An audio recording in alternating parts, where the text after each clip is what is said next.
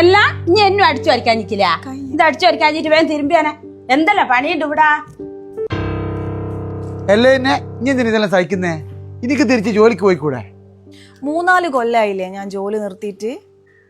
അതിനിപ്പോ എന്താ ഇത്രയും ഗ്യാപ്പും വന്ന് ഇപ്പോഴത്തെ ടെക്നോളജിനെ പറ്റി എനിക്ക് ഒരു ഐഡിയ ഇല്ല.